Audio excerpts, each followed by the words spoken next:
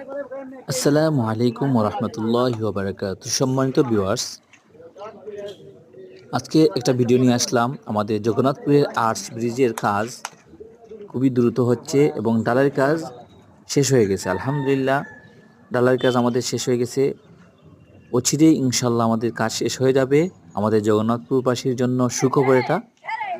আমরাও চাই দ্রুত এই কাজটা শেষ হোক। আমরা খুব দুর্গতির মধ্যে আছি, চলাফেরা করতে খুবই কষ্ট হচ্ছে।